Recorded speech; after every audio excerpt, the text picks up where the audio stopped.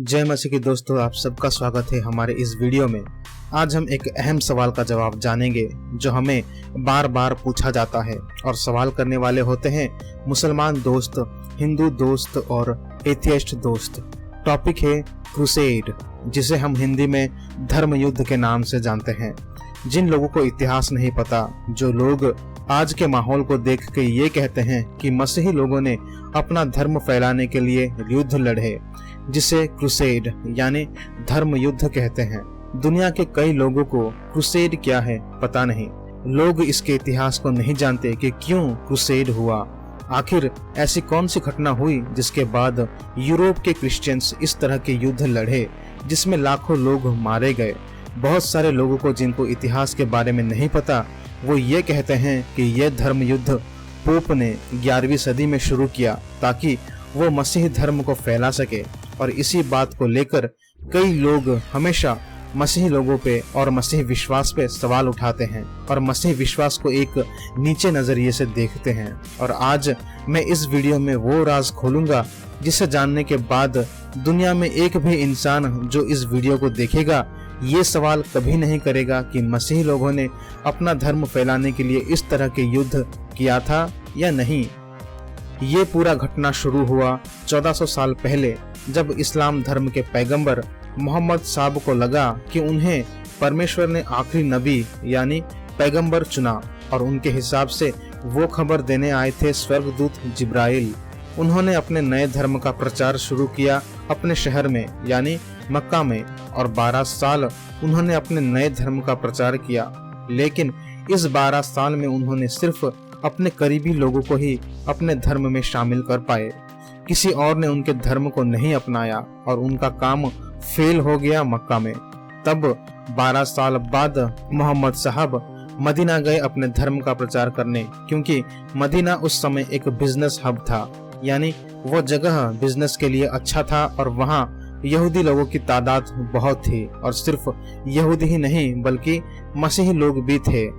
मोहम्मद साहब ने मदीना में अपने धर्म का प्रचार किया, यहूदी लोगों के बीच, मसीही लोगों के बीच उन्होंने अपने धर्म का प्रचार किया। उन्होंने अपने नए धर्म को यहूदी धर्म और मसीही धर्म के साथ तुलना करके लोगों तक अपना संदेश पहुंचाया। उन्होंने यहूदी और मसीही धर्म को लिया, उनमें अपने शिक्षा को मिला के लोगों को अपने नए धर्म में शामिल करने की कोशिश की और कहा कि मैं आखिरी पैगंबर हूँ। इसलिए आप खुद देख सकते हैं इस्लाम धर्म में यहूदी और मसीही धर्म के झलक मिलते हैं।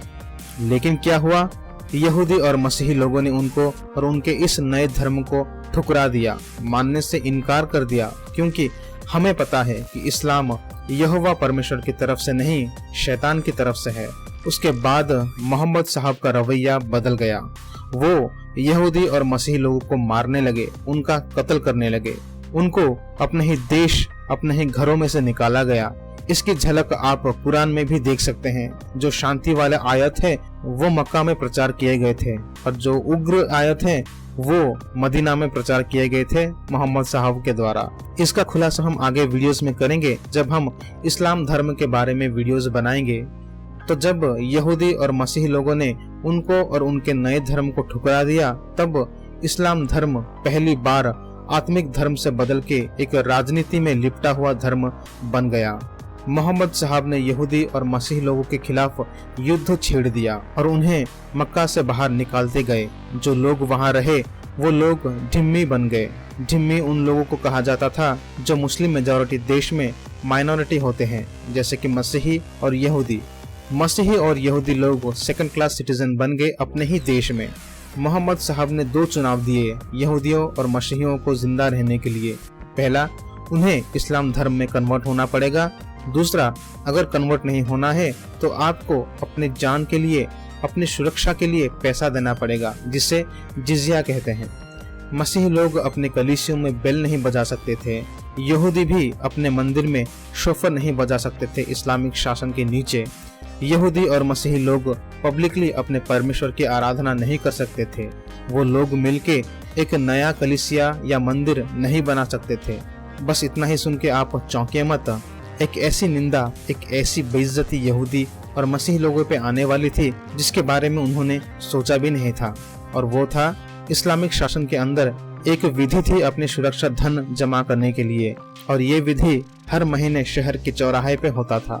जब आप अपना सुरक्षा धन जमा करने जाएंगे तब आपको अपने घुटने में झुक के मुसलमान मुल्ले को अपना सुरक्षा धन देना पड़ता था, और फिर यहूदी और मसीही लोगों को एक नेकलेस देते थे अपने गले में पहनने के लिए।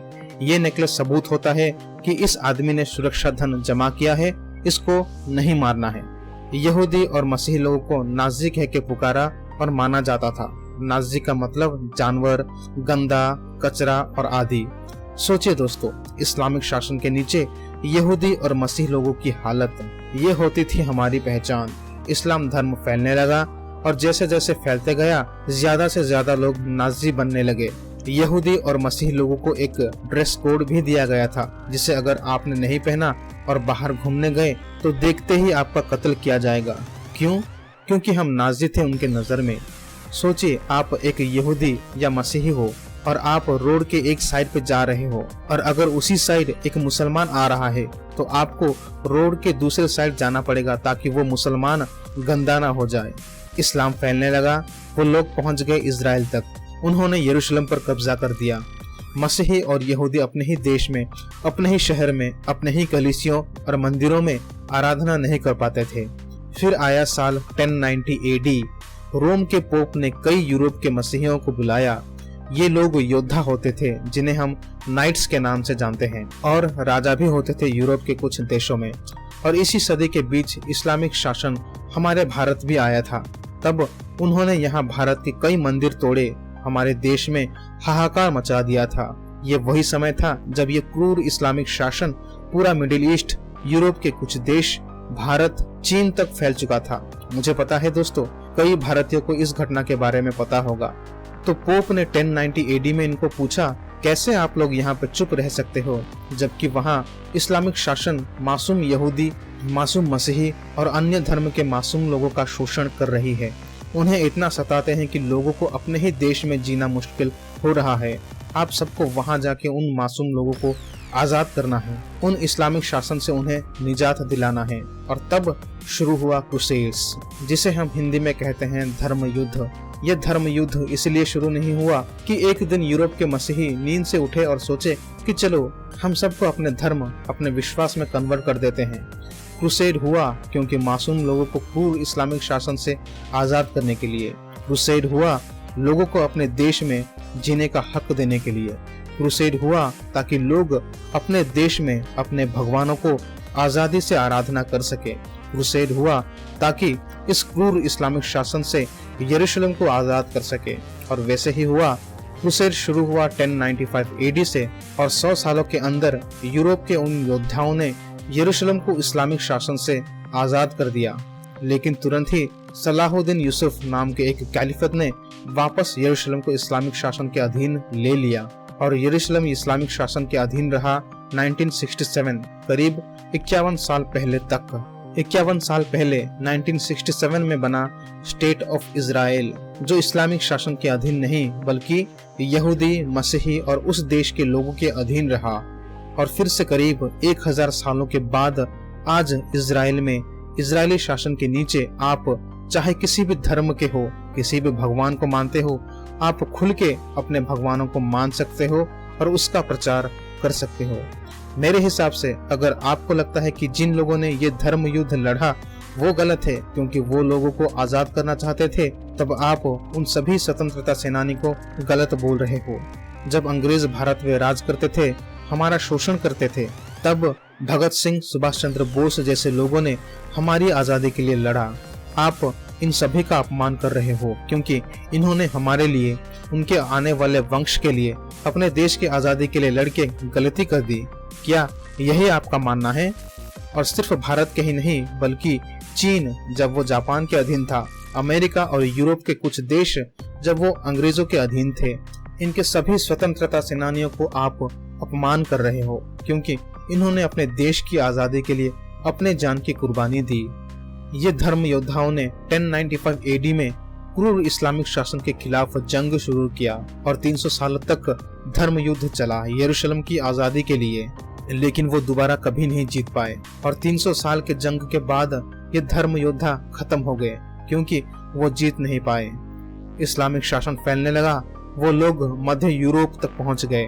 वो लोग हमारे भारत को भी कब्जा कर दिया और स्पेन देश को भी अपने मुट्ठी में कर लिया। 1095 AD से 1291 AD तक टोटल 9 बार धर्म युद्ध हुए। मुझे यकीन है जितने भी लोग इस वीडियो को देख रहे हैं, लगभग 99% लोग इस सच्चाई के बारे में नहीं जानते, इस इतिहास के बारे में नहीं जानते।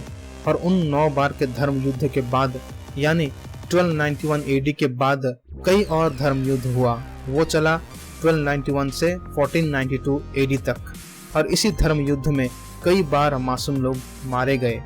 उनका शोषण इन्हीं धर्म योद्धाओं ने किया और उस घटना का मैं भी विरोध करता हूँ कि ये लोग अपना मकसद, अपने कर्तव्य से भटक गए और मासूम लोगों को बचाने के बजाय उनके ऊपर अत्याचार करना शुरू कर दिया। लेकिन फर्स्ट धर्म युद्ध 1291 AD से पहले वाला धर्म युद्ध की शुरुआत और मकसद था मासूम लोगों को क्रूर इस्लामिक शासन से बचाना। और आज हम और आप इस क्रूर इस्लामिक शासन से इसीलिए बचे हैं क्योंकि इन लोगों ने उनके खिलाफ उठे और उस क्रूर इस्लामिक शासन को मिडिल ईस्ट तक रोक दिया। अंग्रेज तो बाद में आए थे। अगर ये लोग गलत थे तो आपके हिसाब से भारत के, अमेरिका के, चीन के और यूरोप के सभी स्वतंत्रता सेनानी को आप गलत बोल रहे हो। अब चुनाव आप करें, कौन सही है और कौन गलत। आखिर में मेरा आपसे एक ही सवाल है, मेरा अपने देशवासियों से सवाल है, चाहे वो हिंदू हो, मुसलमान हो, मसीही हो या एथियस्ट, क्या क्रूसेड जो हुआ था 1095 AD से 1291 AD तक वो गलत था? और अगर था तो हमने जो अंग्रेजों से और उससे पहले क्रूर इस्लामिक राजाओं से युद्ध किया अपनी आजादी के लिए, वो कैसे सही हुआ? क्योंकि दोनों युद्ध का मकसद एक ही था, आजादी। जवाब आप कमेंट सेक्शन में दे सकते हैं।